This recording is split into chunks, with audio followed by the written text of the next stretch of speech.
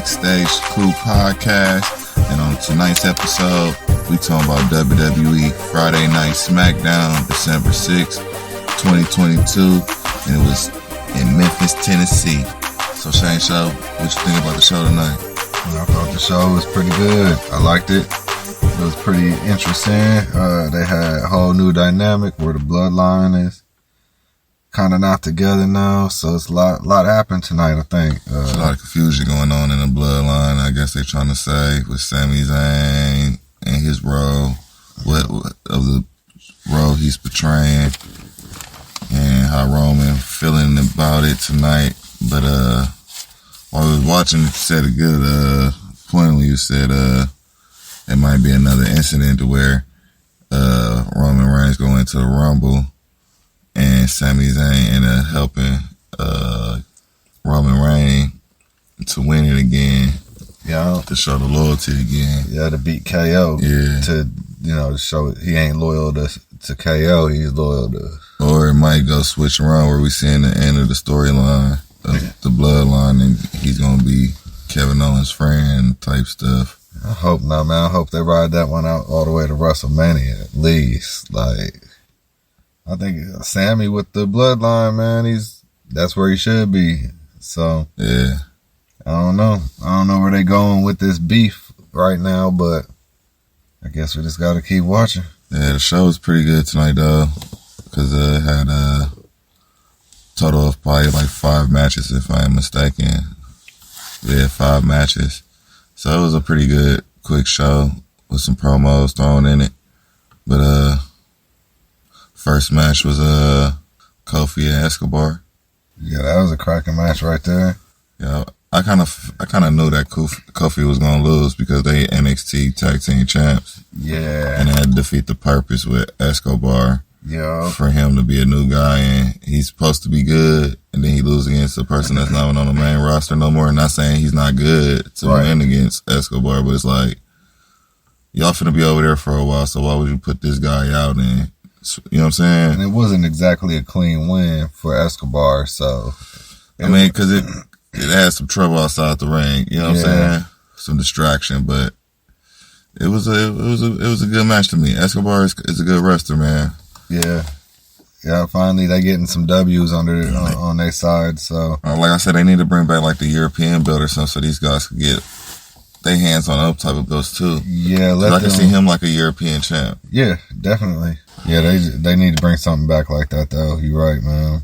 Well, our second match was Madcap and Emma versus Kross and Scarlett, which I like Kross and Scarlett. Yeah, and Emma and Madcap is a good team. Yeah, they look like you said, they look like they belong together. On the real. On a team. Like, Emma could be Madcap manager, vice versa, when they come out with each other. You know what I'm saying? Yeah. When Kross hit the Kross jacket on him. Yeah, and tapped him out. Yeah, Madcap keep taking, like, he beastie, but it'd be like, they let him get taken out. And he cool, it seemed like he cool with it. He still come in pumped up. You won't even know he finna lose tonight, so he ain't playing that like, you could tell he finna win or lose. You don't know. Yeah, you don't know. So he's playing it good, but like I say, he'll be another one that could be a European champ. Yeah, I agree with you, man. But then we had a promo where Charlotte and Deville was in the ring talking stuff to each other, which led to a title match on the spot, Charlotte versus Deville. Which that was a pretty good match right there. It was okay. I'm not a huge Sonya Deville fan.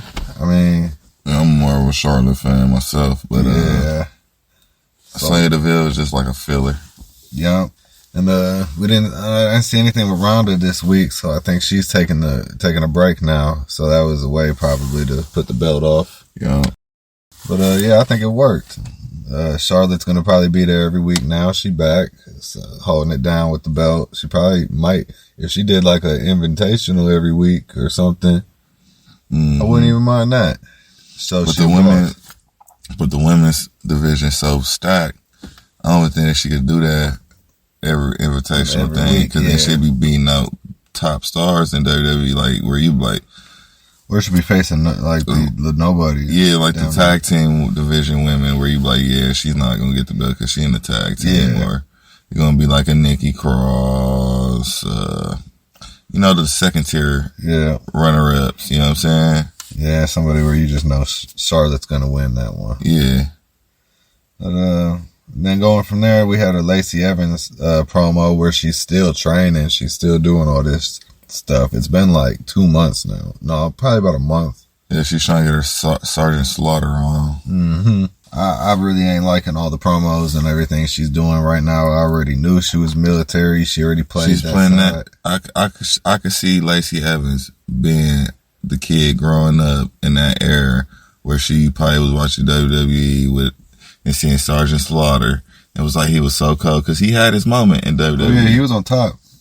So she's remembering that, and ain't nobody else doing that. So she wanna grab onto that. Like Ronda Rousey, she got Roddy Piper. Yeah. There's a lot of these female wrestlers. I can't just think of them on the top of my head, but when you see them and see them Sasha wrestle, and Eddie. yeah, you'll be like, on the Eddie. Mandy Rose, Lex Luger, and all them. You know what I'm saying? It's like, I think Lacey needs to go a whole different direction. Yeah, I think she should just stick to that good looking chick that could hit you with that could hit you with the woman's right. You know what I'm saying? But she's keep that good classy looking lady. I like that still. Keep that. Be the heel. You know what I'm saying? Yeah. And be good. Switch it up down the road, maybe. Like I'd say stick with that classy lady stuff for now. Switch it up down the road when you. She could still be the army lady, but still be Lacey Evans with the like classy she was lady. Before.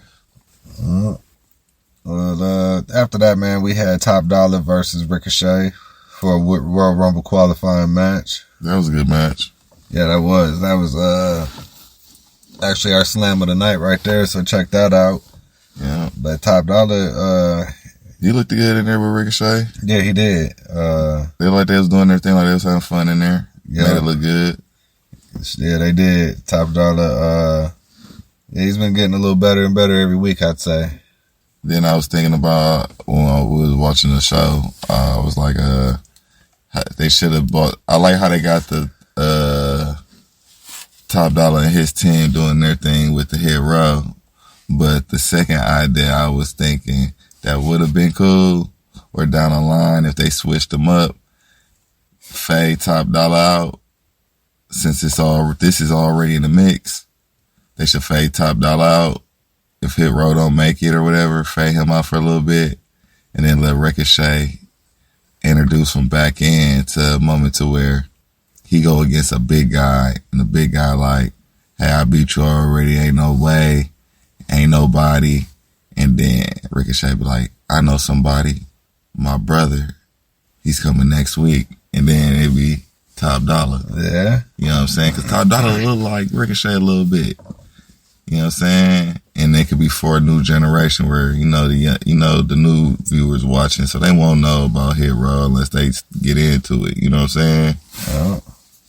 But, yeah, man, I think Top Dolla got potential, man. I think Hit Row got potential in it. Because I like how they beat up Ricochet at the end. Yeah, and Braun came out to help him. Yeah. Scared him off. So there's going to be a running beef there now with Braun and... So it's like they got Braun that's Top Dolla, more his size, and then they got Ricochet and what's his name? Braun Strowman. Not Braun Strowman. Ricochet on Hit Row. Top Dolla and dang, I forgot that. I forgot his name too, but I got so much stuff. But but the other dude. So they got two people that are on each team that are like weight classes.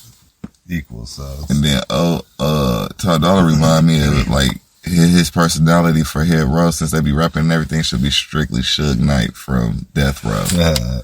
His whole gimmick should be like that guy that he business minded, he could organize it, He puts it together. Yeah, and he's so big to where, you could probably beat him. He might be slow. You could take his knee out or whatever the case might be. But he's a force to be reckoned with, and he ain't scared to fight you. You know what I'm saying? Yep. But yeah, I like that match with Ricochet still winning. Braun Strowman came out and held Ricochet. I see that's his little backup man now is Braun Strowman. So that's gonna be a new dynamic going forward That's tight, though. Yeah, we seeing more of those two facing each other. Yeah. They're trying to get the fans to rub on, get Braun Strowman to get some of Ricochet fans. Yeah. You know, some of his... and vice versa. Exactly.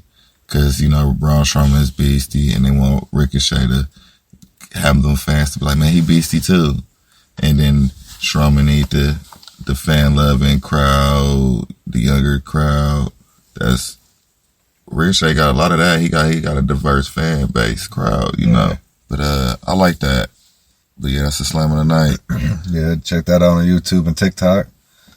Actually on Twitter, Instagram, Facebook. We put it on all of those. So, but following that was Usos versus Drew McIntyre and Sheamus for the tag team titles.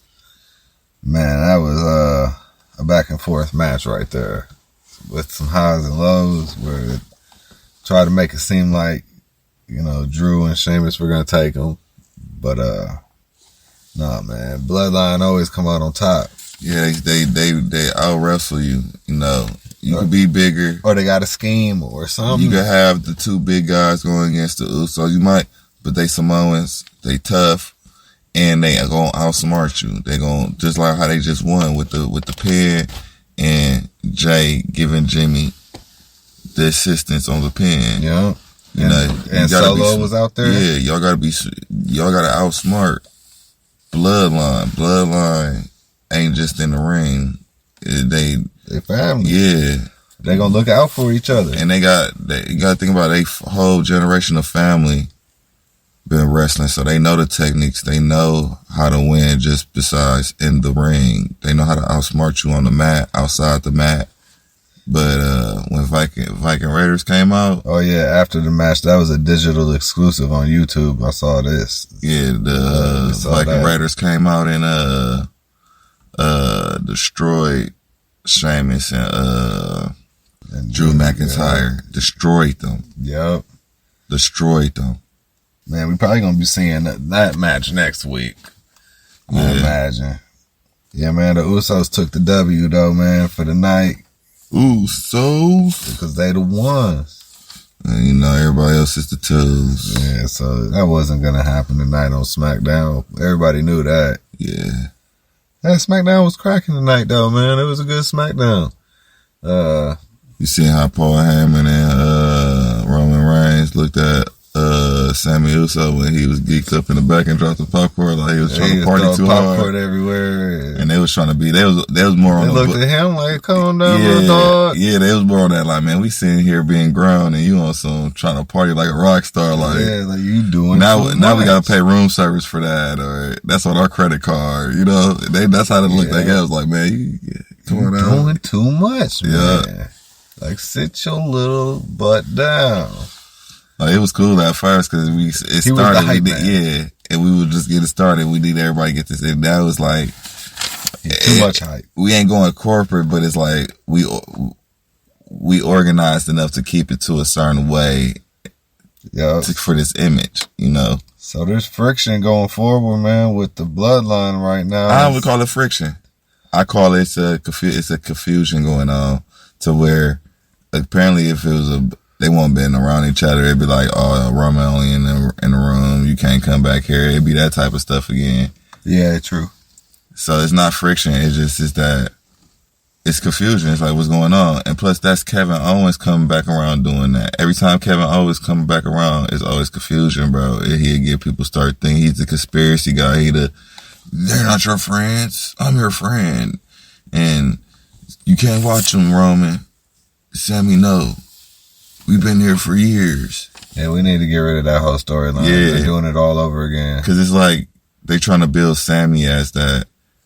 When you talk about Sami, you're going to talk about Kevin Owens. When you talk about Kevin Owens, you're going to talk about Sami in the future. To where it's going to be like they helped each other. That storyline kept them going in WWE. You know what I'm saying? It's to keep it relevant type stuff. Things that we doing right now. It's like, look it off. Let Kevin Owens beef with somebody else. Yeah, just figure something out. Let him beef with Shinichiki Nakamura. Yeah. Some it's getting old with KO though, I'd say that. But overall, man, SmackDown was cracking. I thought the show was going down. Yeah. You know, everybody gonna have their opinions about how the show should go, what storyline they gonna have for the character, but we're gonna keep it what it is, what we see, and no doubt what's going to happen. Keep it real with yourself. Yeah, everybody did their part tonight, though, on SmackDown, and put on a good show for everybody. So beyond the opinions, the show was excellent. The stars did a excellent job. I wish I was in Memphis, Tennessee, and baby got to see the show. Me too. In person. With that being said, we'll go ahead and wrap this one up. This is the Backstage Krew Podcast. You can find us on Facebook, Instagram, Twitter, YouTube, TikTok. We're on Pandora's, Google Podcasts, Amazon Music, Apple Music. So where you get the WWE t-shirt from? Got that from WWEshop.com. Always rocking a Usos shirt. And also shout out to Jacqueline. Happy birthday. Happy birthday, Jacqueline. Yeah, WWE Hall of Famer. Yeah, she was one of the best. But with that being said, until next time.